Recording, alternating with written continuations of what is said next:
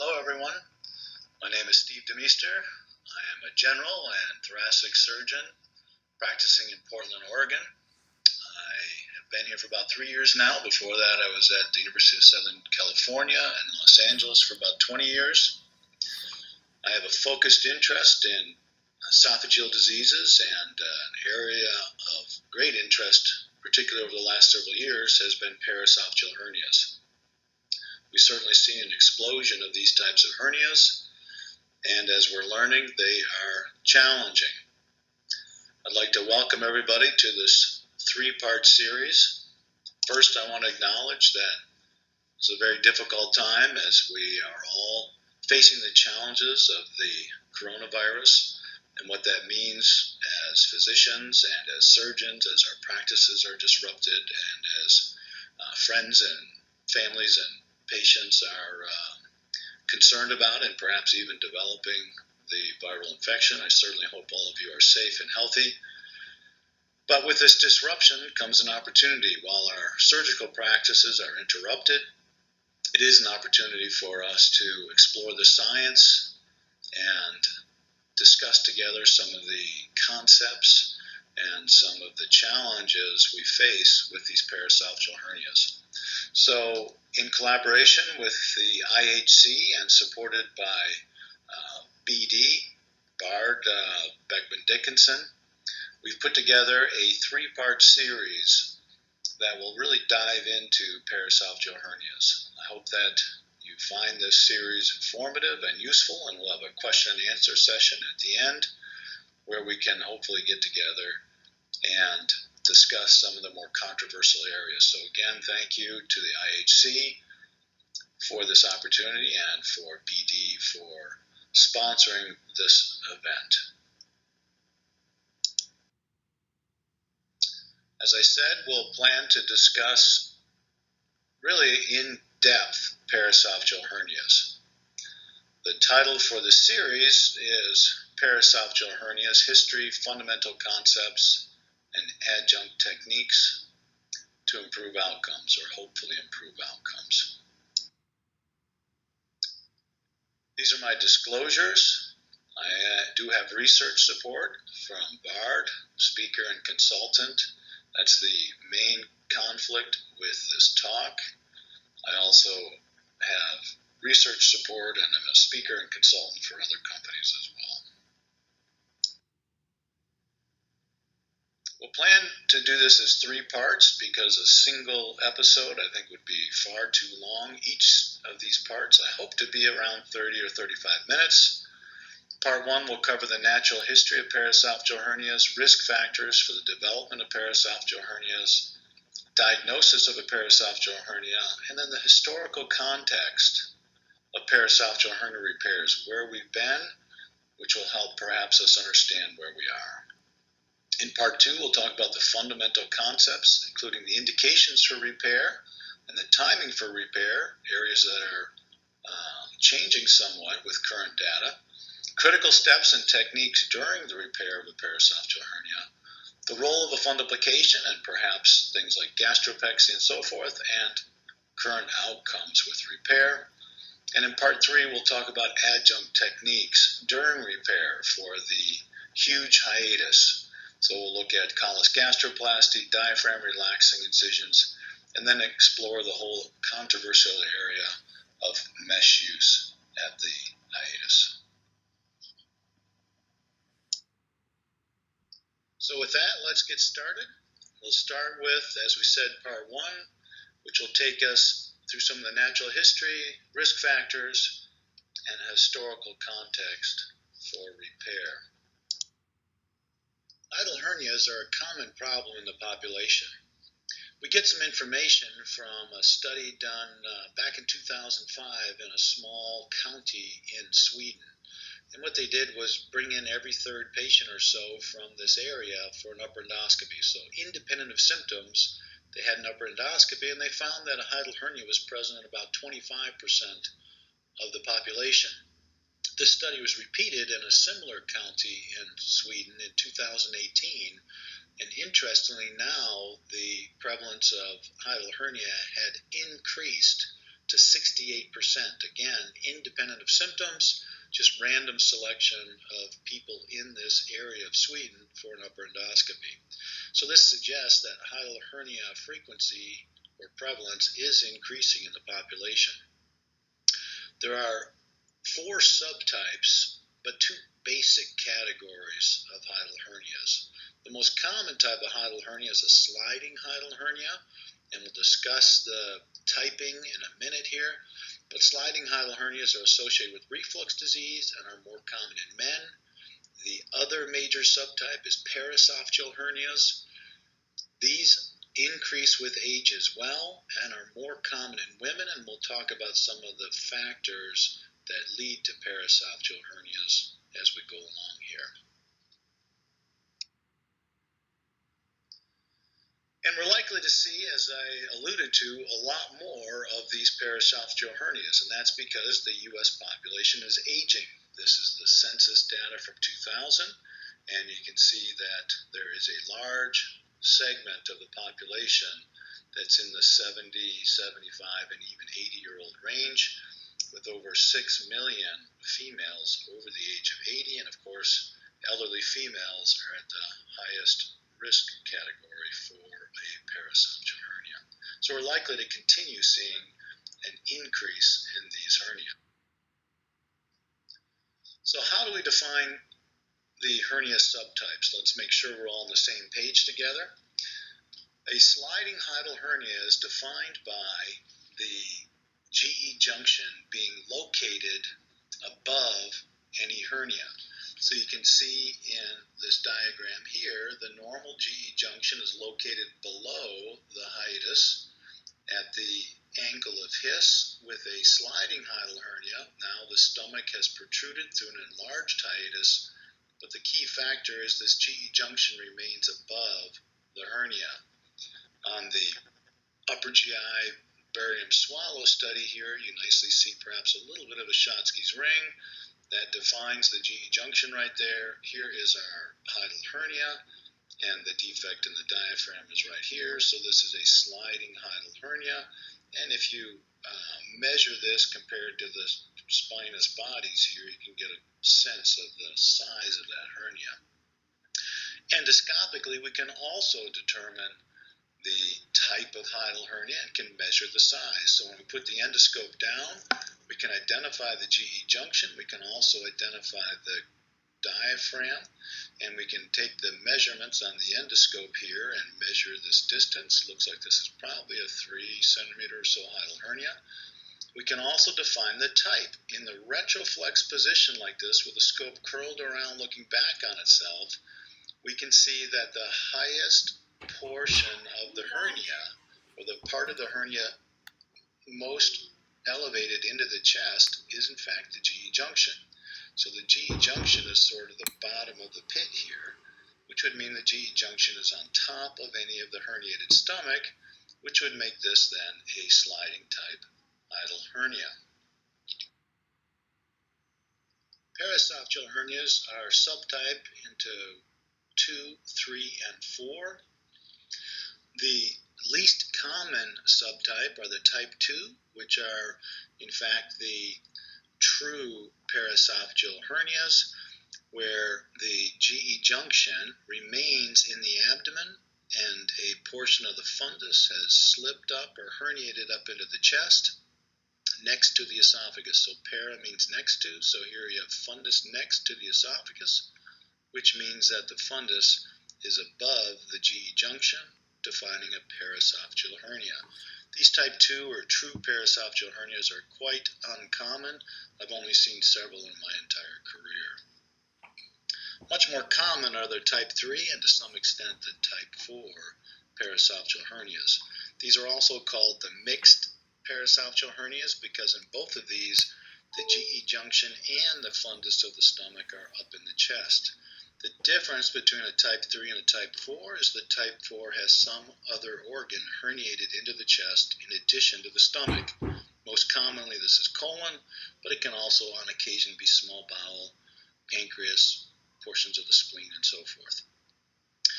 So the key feature again is the GE junction and the fundus of the stomach are up in the chest for type 3 hernias. And again, fundus is on top of the GE junction next to the esophagus, so that's paraesophageal hernia. And these type 4s, or complete intrathoracic stomachs, the very large type 3 or type 4 stomach here, this is type 4 because the colon's up as well. Here the GE junction tends to be lower down, and you have this complete upside down stomach. But again, most of the stomach here is above the GE junction, confirming that this is a paraesophageal type hernia. These large type 3 and type 4 hernias are associated with volvulus in most cases. Two classic types of volvulus. The most common is the organoaxial volvulus, or the complete upside down stomach. So the stomach has rotated 180 degrees on its axis and is upside down in the chest. These typically come down quite nicely. More difficult are the mesioaxial volvulus stomachs, where the stomach is actually folded in half. These tend to develop quite a few adhesions and are more difficult, in my experience, to reduce and straighten out than the organoaxial type. And these also are associated, in my experience, with more risk for acute complications. Radiographically, you can confirm the presence of a paraesophageal hernia. These type 3 and 4s, here again in this upper GI study, the GE junction is probably located somewhere in here, and you see fundus of the stomach herniated above the GE junction, the diaphragm in that location there. And in this one, we have the organoaxial volvulus, the complete upside down intrathoracic stomach. We don't really see the GE junction well. It's probably somewhere in this location here. But again, both the fundus of the stomach and the GE junction up in the chest with the complete interthoracic stomach here. Endoscopically, we can confirm the type of hernia as a paraesophageal hernia. Here again, the scope is in the retroflex position. We see the GE junction here. Here is the rim of the diaphragm, and in contrast to the sliding hernia, where the GE junction was at the base or the pit of the hernia, here in fact we see the pit of the hernia, or the deepest part of the hernia, is the fundus of the stomach, with the GE junction closer to the diaphragm here. So this would define a paraesophageal hernia, with the deepest portion of the hernia being the fundus of the stomach rather than the GE junction.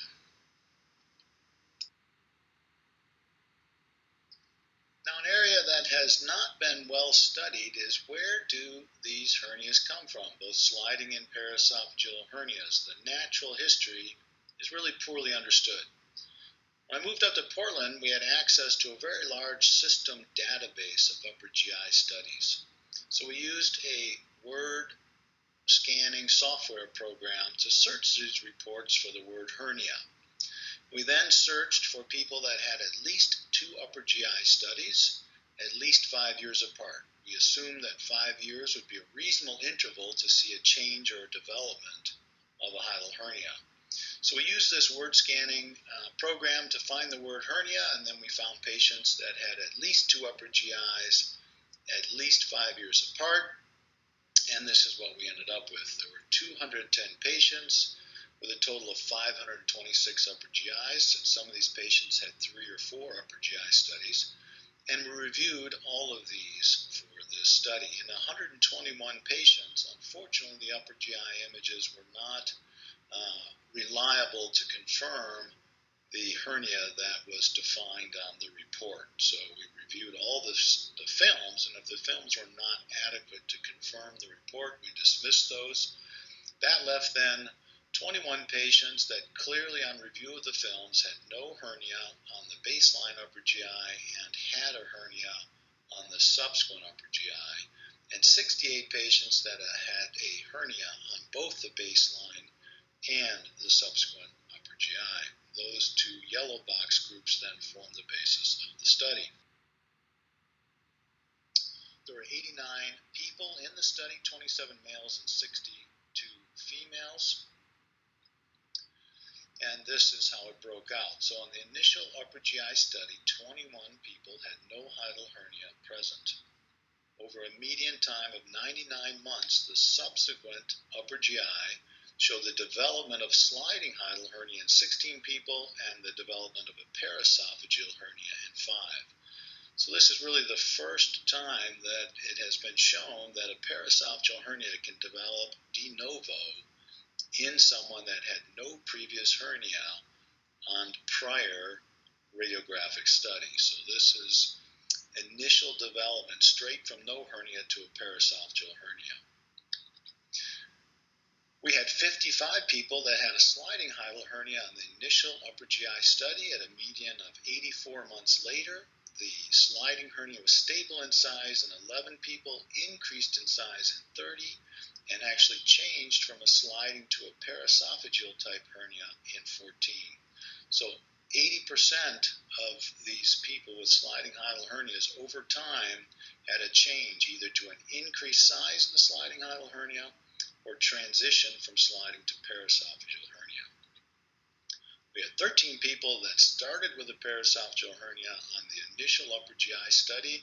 At a median of 97 months later, the paraesophageal hernia was stable in size in 5 but had increased in size in 8.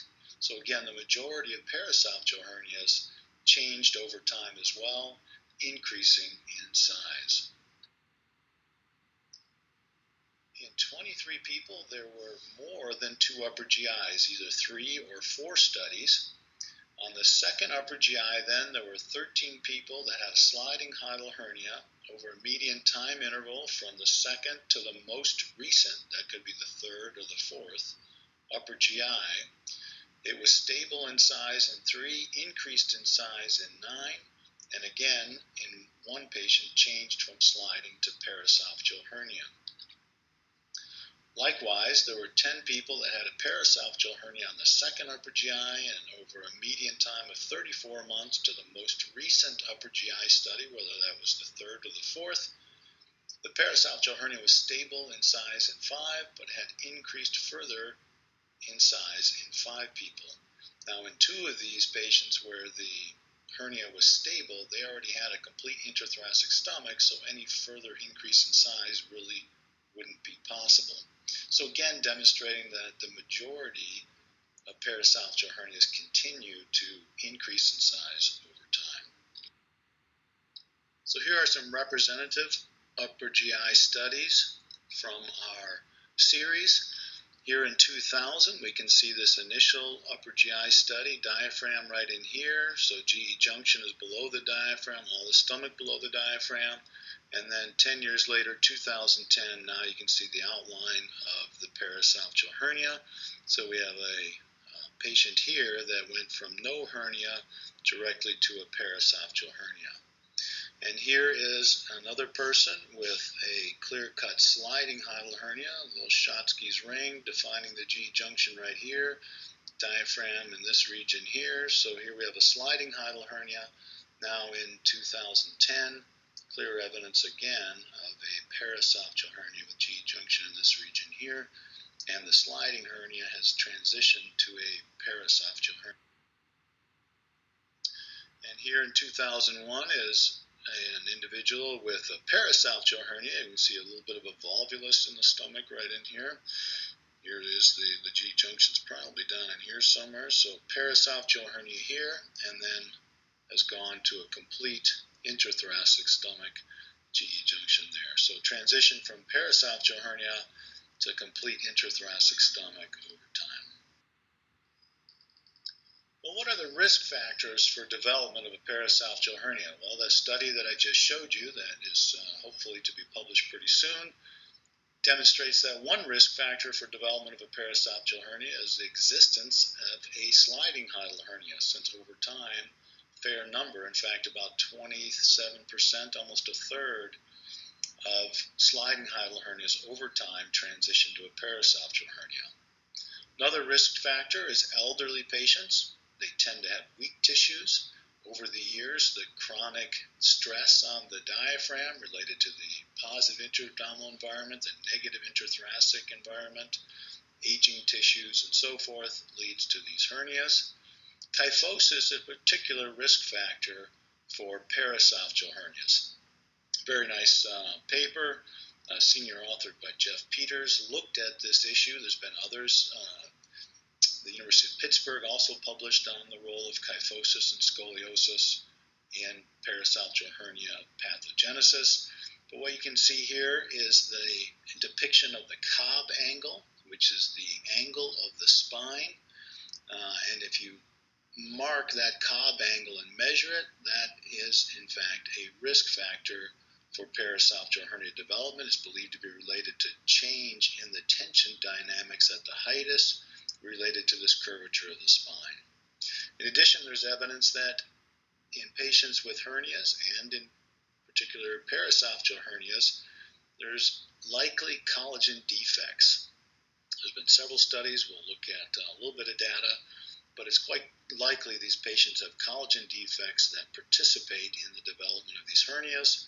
Clinically, most of you are probably aware, if you look at a patient with a paraesophageal hernia, it's not uncommon for them to describe having inguinal hernias, umbilical hernia, ventral hernia problems in the past. So these patients tend to be hernia prone, and that's likely related to a collagen defect in these people. This is one study. There's been, as I alluded to, several of them, but this is one study looking at the issue of collagen defects. They had 48 patients with type 1 hiatal hernia and reflux disease, and they compared this to 14 control patients with no hiatal hernia that were undergoing surgery for gallbladder disease or other things. At laparoscopy, 2 biopsies were taken from the frontoesophageal ligament and 2 from the diaphragm, the crura, left, right, and midway up the hiatus. And then they examined the tissues using transmission electron microscopy. And in the control, you can see a very nice organization of the fibers here. And if you look at the hiatal hernia group, there's dilatation of the spaces between the fibers, the swollen sarcotubular structures, focal degeneration, and extended disruption in these fibers. So clear evidence of defects in patients with a hiatal hernia. How do we diagnose a paraesophageal hernia? Now, paraesophageal hernias may have classic reflux symptoms, and interestingly, it's not uncommon that the patients will say, I used to have heartburn and sort of classic regurgitation symptoms, but it went away. And that's probably when they transition from a sliding hernia to a paraesophageal type hernia. So heartburn symptoms may be present, they may be absent. Oftentimes, patients with large paraesophageal hernias, the symptoms are more subtle. Chest discomfort after meals, particularly a large or heavy meal, they feel uncomfortable. They tend to stop eating those types of meals, and they may tell you, no, I do okay with meals, but ask them what they're eating. Well, I try to stay with soups and light foods. Well, why is that? Well, if I eat a big heavy dinner, I just get this pain and don't feel good. So you got to be inquisitive a little bit. But oftentimes they already have modified their diet because of these difficulties. They may describe dyspnea after a meal, a sense of fullness in the chest, a heaviness, a little short of breath after they eat a big meal. Sometimes they describe gurgling in the chest.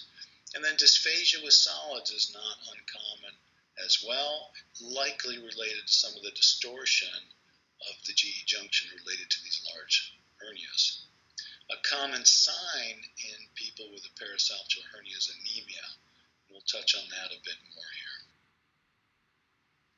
So anemia associated with paraesophageal hernias was actually described way back in 1967 by Lee Collis, the same surgeon that described the Collis gastroplasty. In his classic paper published in Thorax, he reported that anemia was present in 30% of his patients with a paraesophageal hernia, and he actually attributed the anemia to 3 forces: the negative intrathoracic pressure, crural diaphragm muscle movement, and the sliding effect of the stomach slipping across that hiatus. He coined the term riding ulcers related to the local trauma that happens as that stomach slides back and forth across the hiatus.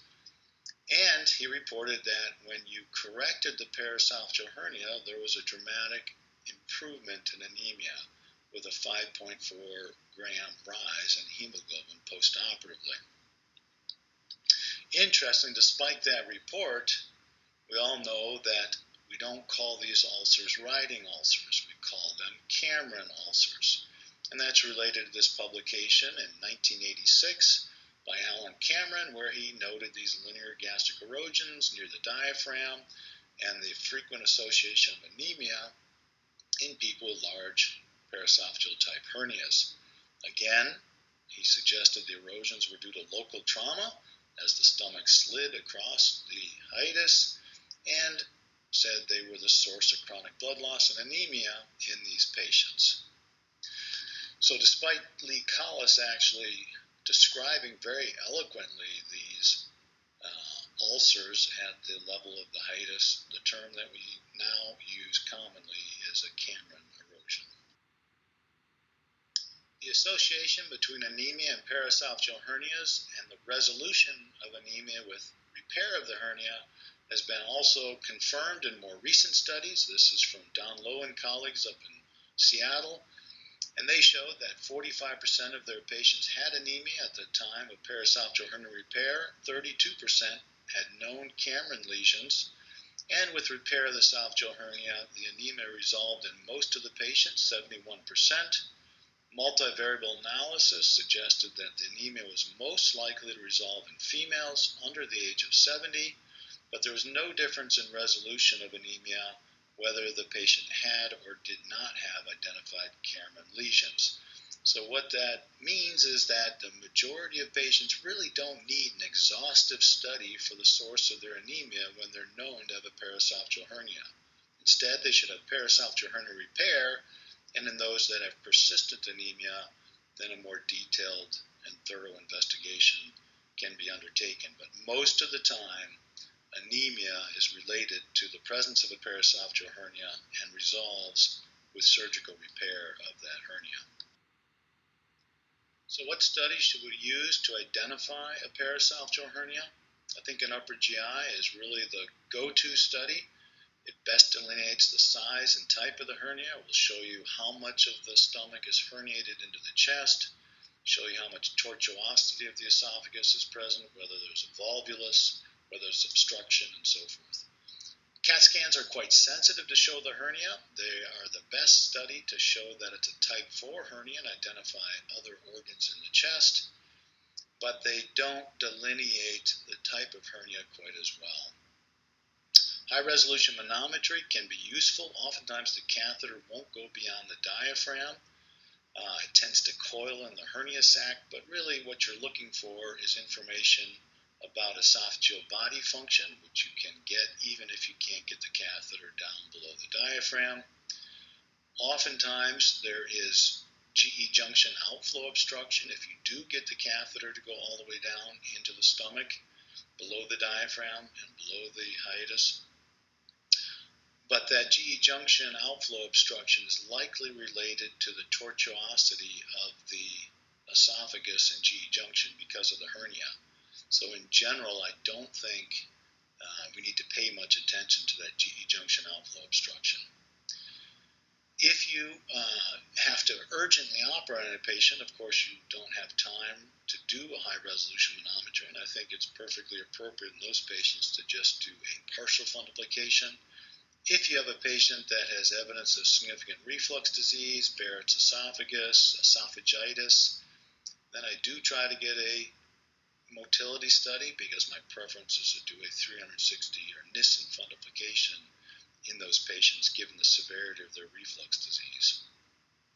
Upper endoscopy, I think, is important. You can, as I said, define the hernia, identify sliding versus paraesophageal, measure the size of the hernia, but most importantly, look for mucosal abnormalities, whether it be strictures, Barrett's esophagus, adenocarcinoma, or some other important abnormality that you should know about prior to planning operative repair. Here's an upper GI study, and it nicely delineates some tortuosity to the esophagus. And in these cases, it's kind of nice to see that because this suggests that we should have some length to the esophagus. When we straighten this out, hopefully we will not need a lengthening procedure because we have some built-in redundancy of the esophagus. Here we see the classic upside-down stomach, the organoaxial volvulus. These are relatively straightforward in general to repair. The problem is they oftentimes are associated with a very big hiatal defect, and that really is the challenge in the repair, not so much reducing the hernia. And here we see evidence of a volvulus in this stomach here with a sizable paraesophageal hernia. Here's a high-resolution manometry study demonstrating the outflow obstruction that we oftentimes see. So here is the upper esophageal sphincter, which is very hypertensive in this patient. Here we see a contraction, peristaltic wave coming down, and you see evidence here of the bolus obstruction related to outflow resistance at the GE junction, likely related to the tortuosity of the paraesophageal hernia. But we can see that this patient has appropriate motility in the esophageal body for Nissen fundoplication. Well, let's talk now about the surgical history for paraesophageal hernia repairs. Most of these in the past were done as transthoracic operations. When I started my career over 20 years ago now, essentially all of these were done as a transthoracic operation. Occasionally we did these as a laparotomy, but this was before the days of laparoscopic surgery, and we believed at that time the transthoracic approach was really ideal. This paper by Griff Pearson and colleagues from the University of Toronto really sets the standard for these repairs. Now, what you'll notice is this paper, published in 1998, goes through pretty much the lifetime experience of Griff Pearson, a very prominent, well-known thoracic surgeon at the University of Toronto. And what you notice is that this represents a 36-year experience from 1960 to 1996, and there's only 94 patients. That's about 3 patients a year for a very busy thoracic surgeon. What that tells us is that there's been a dramatic increase in the prevalence of these paraesophageal hernias, because I think many busy foregut surgeons are doing over 94 repairs a year. So this is a dramatically changing disease. Now, getting back to Griff Pearson's paper, the nice thing about this paper is it's a very uniform approach to this hernia. 97% of the patients had a left thoracotomy and a Belzy Mark IV repair. A Belzy Mark IV is basically an anterior toupee. Toupee is a posterior partial fundoplication. The Belzy Mark IV is an anterior partial fundoplication. It's different than a door or the anterior fundoplication reported by Watson and colleagues. This is done through the chest, but in essence it's a partial fundoplication.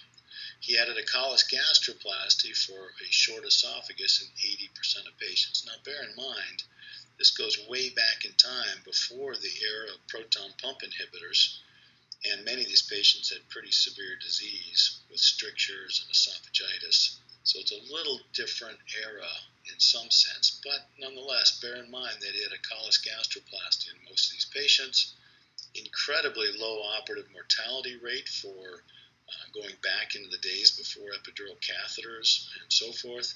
Morbidity was 19%. Median follow-up for the 90 available patients long term. Now this is 72 months after the operation, median follow-up. Barium upper GI done at 1, 5, and 10 years in these patients demonstrated incredibly only 2 anatomic hernia recurrences, 2%. And both of these were in patients that did not have a collis gastroplasty. They both had a reoperation and got a collis gastroplasty at the reoperation. But this objective hernia recurrence rate of 2% is pretty much the lowest reported anatomic objective recurrence rate in the literature. And this was accomplished by a very good thoracic surgeon with a consistent approach, left thoracotomy, cholecystoplasty in these patients. Well, times have changed and we don't repair paraesophageal hernias transthoracically anymore. We first reported a comparison of our outcomes between the open era with primarily transthoracic approach and the laparoscopic approach back in 2000. Majid Hashimi was our fellow, and he looked up our early experience and noted a significantly higher recurrence rate with our laparoscopic approach compared to the conventional open, mostly transthoracic approach. At first, this was heavily criticized, but subsequent results have confirmed, in fact, a very high recurrence rate with the laparoscopic approach for paraesophageal hernia repair. Shown here are the results from the Oschlager multi-center randomized trial, where they reported with primary laparoscopic paraesophageal hernia repair a 5-year recurrence rate of almost 60%. Likewise, Bernard Dallemagne, who did the world's first laparoscopic Nissen, looked at his own personal series of paraesophageal hernia repairs, and at 8 years noted a 66% recurrence rate. Now, putting that into perspective, these are first-time laparoscopic paraesophageal hernia repairs, and we're looking at over 50% recurrence at 5 years. If you look at another very complex, sometimes hernia in the human body, ventral hernias, they are known to have a high recurrence rate, and this is reoperative data. So after a third ventral hernia repair, we can see that the hernia recurrence rate at 5 years after a third reoperation is still less than what we have with a first-time laparoscopic paraesophageal hernia repair. So that puts things a little bit in perspective.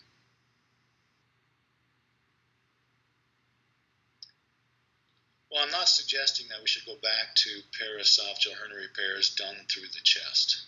No, there's no doubt that laparoscopic paraesophageal hernia repair is here to stay. The national inpatient sample of almost 80,000 patients looking at benign esophageal diseases. Again, not all of these were paraesophageal hernias, but what they showed was that for patients with paraesophageal hernia repairs from 2000 to 2013, the rate of laparoscopic approach went from 4.9% to 91.4%. So a complete transformation over that 13-year time frame from open transthoracic or open laparotomy to laparoscopic repair. During that same time period, the complication rates for paraesophageal hernia repairs decreased from 26% down to 10%. Other studies have shown that laparoscopic repair of paraesophageal hernias is associated with reduced morbidity and mortality, fewer transfusions, shorter hospital stay, and lower costs. So no doubt we are not going back to an open transthoracic approach. But it might be reasonable to think a little bit about what made the transthoracic approach so good. How was Griff Pearson able to report such excellent results? And how did we see that difference between our laparoscopic approach and our open approaches in our series back in 2000? So if we sit back and think about it a little bit, I think there are a couple factors that lead to the difference in outcomes between the transthoracic and the laparoscopic approach. First, with a transthoracic approach, you can really get full esophageal mobilization. You can divide the critical vagal branches to the pulmonary hilum that tether the esophagus. And we'll come back to that in a minute. If you read Griff Pearson's paper, you also realize he had the ability to assess esophageal length and tension. First of all, the diaphragm's in a neutral position. With a thoracotomy, chest is opened, diaphragm's in a neutral position. It's not being artificially pushed upwards by a capnoperitoneum. So the diaphragm's in neutral position, so you're not being misled on esophageal length. And what he would do is pick the esophagus up after reducing the gastroesophageal junction down below the hiatus. He'd pick the esophagus up, and if it was bowstring tight, he knew there was tension on the repair. If the esophagus was loose and he could move it around easily, he knew tension wasn't present. Well, we can't do that with laparoscopic surgery. We're not in the chest, first of all, and our ability to really assess tension, as we'll talk about down the road, is quite limited. He frequently used cholecystroplasty. We talked about a different patient population to some extent back then. Nonetheless, he used it and it was quite effective. We can do cholecystroplasties laparoscopically. We'll talk about that down the road. If you've ever done a transthoracic approach, you know that with this Belsey spoon, the device we slip behind the right crus to push the vena cava away, you can really get very deep crural stitches on the right crus as well as the left crus, and perhaps that's an advantage of the transthoracic approach. I think we can get pretty good bites laparoscopically, probably not quite as good as what we get transthoracically. And then lastly, don't forget what pain might do to limiting activities in patients. With a thoracotomy, which is pretty much the most painful incision you can place on the human body, these patients aren't back playing golf or doing the activities that they might be doing much, much sooner after a laparoscopic surgery, where they feel quite normal long before the crural repair has really sealed in. So I worry sometimes that patients get back to activities too quickly and disrupt the crural repair, leading to a recurrent hernia because their bodies just aren't limited by the same pain that they had in the open era. Well, let's talk a little bit about the transthoracic versus laparoscopic mobilization of the esophagus. Certainly an effort, and we'll talk about this, is to mobilize the esophagus up in the mediastinum. The challenge laparoscopically is that what really tethers the esophagus is these vagal branches to the pulmonary hilum. So here's a diagram from Netter and another one from Moore's illustrated anatomy. And what you can see here is the vagal trunk is coming down here. And there are a myriad, this is the recurrent laryngeal nerve here, ducking around the aortic arch, but there are a myriad of branches from both the left and the right vagal trunks that are supplying the innervation of the heart and the lung. So these plexes of vagal branches to the heart and lung are tethering the esophagus. And if you just mobilize, so in this region here will be our inferior pulmonary vein. So if you just mobilize the esophagus up to the level of the inferior pulmonary vein, you really aren't accomplishing that much because all of these tethering branches are left undisturbed. To truly mobilize the esophagus is going to require getting up above the inferior pulmonary vein, which you see here, all the way up along the trachea and along the pulmonary artery to divide these branches to the pulmonary hilum. And that is treacherous territory. Now, when you're in the chest, through the left chest, we put a Penrose drain around the esophagus, pull it up and away, and then we can mobilize this all the way up to the aortic arch, circumferentially, and divide all those branches to the pulmonary hilum. That, I would suggest, is quite treacherous and difficult to do laparoscopically or even robotically, because this is really no man's land, and you can get in big trouble up there very quickly. So the question is, can we replicate or achieve what we can accomplish with the left transthoracic approach laparoscopically? As we talked about, I think the limitations of working through the hiatus up in the mediastinum make it difficult to replicate the transthoracic mobilization all the way up to the aortic arch. We certainly can try, but that is a difficult task. The other option is to cut both vagal trunks, as described by Pellegrini and colleagues, cut one vagal trunk and you gain a centimeter length, cut both, you gain 2 centimeters length. And the reason that works, of course, is because by cutting the trunk, you don't have to worry about dividing all those pulmonary branches. But that's probably not the best approach to go dividing the vagus nerves. If you divide one accidentally or deliberately to gain some length, probably not a big deal. Dividing both can certainly set the stage for gastric emptying issues. Well, what about adjusting the diaphragm position so that we don't have an artificial overestimation of esophageal length with the laparoscopic approach? That certainly is feasible laparoscopically by simply making a capno thorax.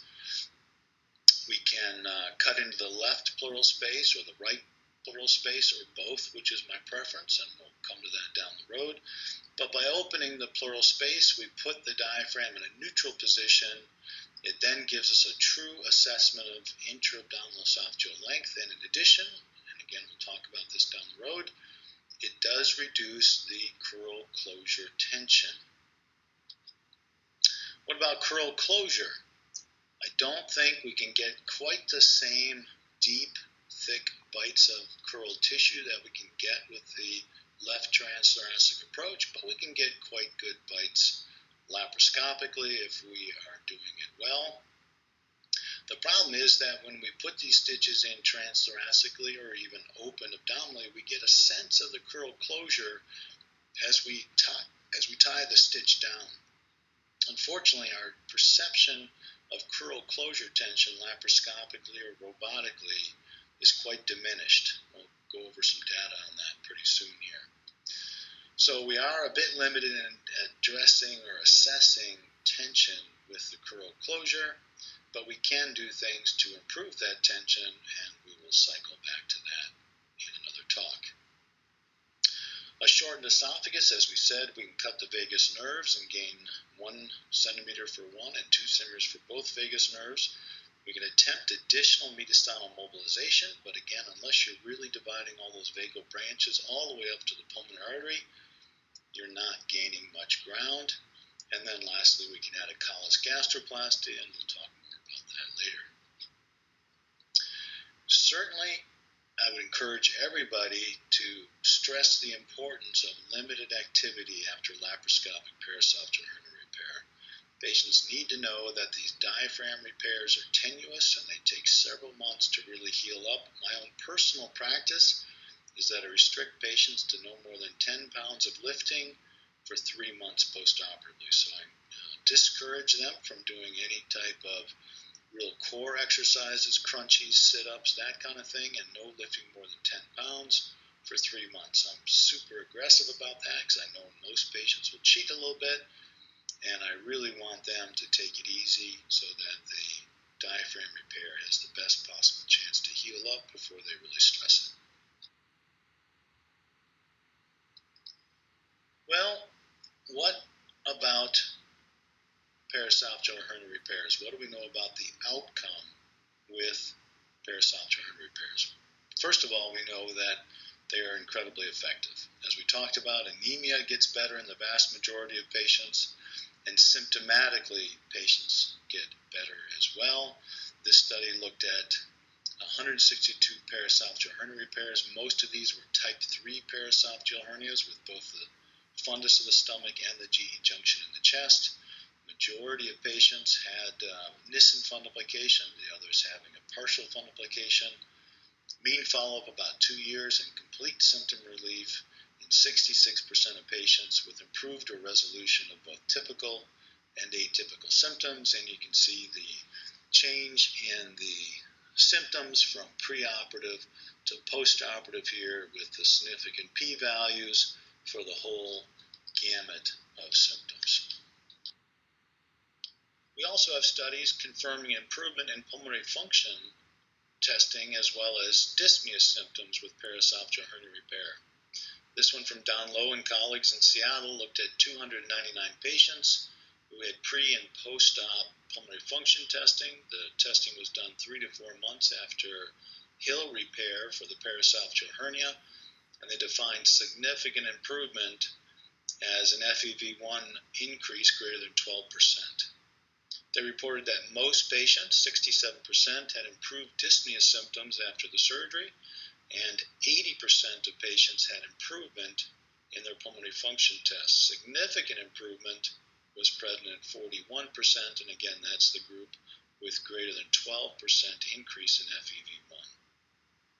The overall median improvement in FEV1 was 9%, improvement overall in forced vital capacity 9%, vital capacity 8%, and diffusion capacity 3%. Significant improvement, they noted, was most common in the patients with the largest hernias. That does not come as any surprise. If you had a near or complete intrathoracic stomach, you are most likely to have significant improvement in your pulmonary function testing.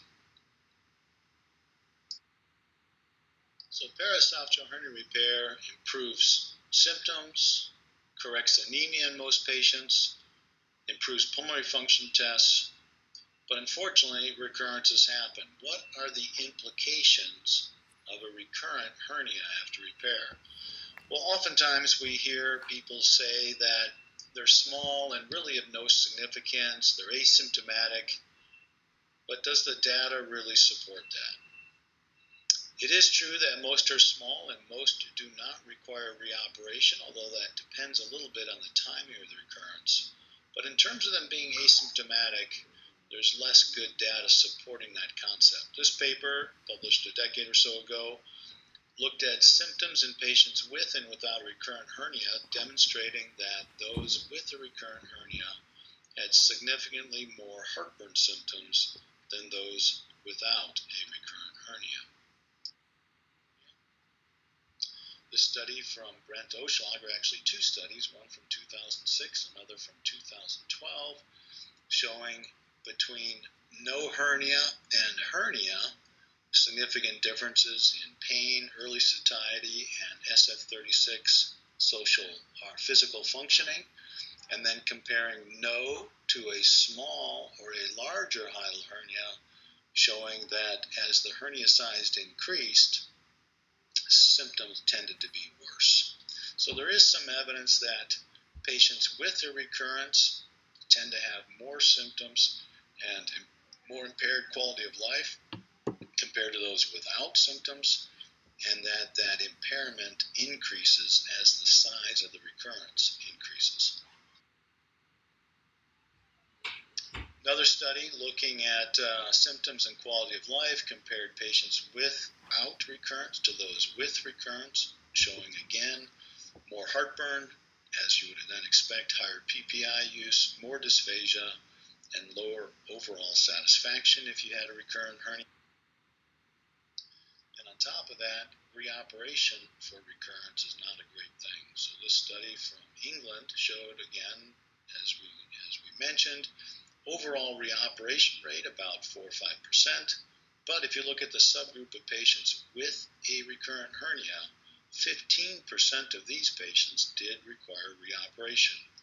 This was at a median of 24 months after the initial repair. Reoperation as symptoms more likely in patients with larger hiatal hernias, and the recurrence after reoperation was not trivial. So not only do we have a high recurrence rate with the first-time repairs, it does not seem to be any better with a reoperation. Here they reported 39% re-recurrence after reoperation with relatively short-term follow-up. And this is from Scott Roth and his group at University of Kentucky, looking at revisional paraesophageal hernia repair, again showing a very high recurrence rate with revisional paraesophageal hernia repair, 21% with less than 1 year of follow-up, and compared to the initial primary paraesophageal hernia repair, reoperations are associated with longer operative time, more blood loss, and higher hospital readmission rates. So pretty clear that a reoperation is necessary in some patients. Results are no better than the first time around, perhaps even worse, and they're more difficult. So the moral of the story has to be to try to limit recurrence. So in summary then, hernia recurrence after a laparoscopic paraesophageal hernia is unfortunately too common, data suggesting 50% or more by 5 years. Most of these are small, and reoperation rates overall are low, although in the group of patients with a recurrent hernia, 15% or so will need a reoperation. And if you dig into the studies, reoperation rates are higher the earlier the hernia recurs and the larger the recurrence. Now, some or many early recurrences tend to be quite large as well, so they're a bit linked, but nonetheless, early and large recurrences are at increased risk for needing a reoperation. Recurrences can increase in size over time, so even though they start out small, they can increase in size and become more symptomatic, as Oschlager suggested in his studies. Patients with a recurrent hernia have more symptoms and worse quality of life. That's been demonstrated in multiple series compared to those without a recurrence, and larger recurrences have worse symptoms. The risk of acute complications requiring urgent or emergent surgery after a paraesophageal hernia repair, so a recurrent paraesophageal hernia, the risks for this are not well established, but it's likely related to the timing of the recurrence. As we said, early recurrences, probably within the first 6 months or a year, tend to be larger, and they may be associated with more risk for acute complications, obstruction, incarceration, and so forth, than smaller recurrences that happen further out over time. Nonetheless, given all of these concerns, our goal, as we said, should be to minimize hernia recurrence after paraesophageal hernia repair. So we have finished part 1 of this 3-part series.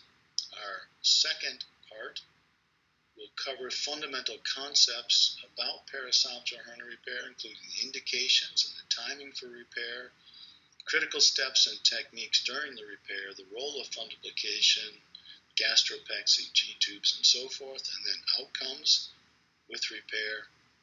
And then in our last segment, we'll talk about adjunct techniques that may be useful to help improve some of these outcomes. So thank you for your attention, and we will look forward to the next 2 steps and then a nice question and answer session following that. Thank you and have a good day.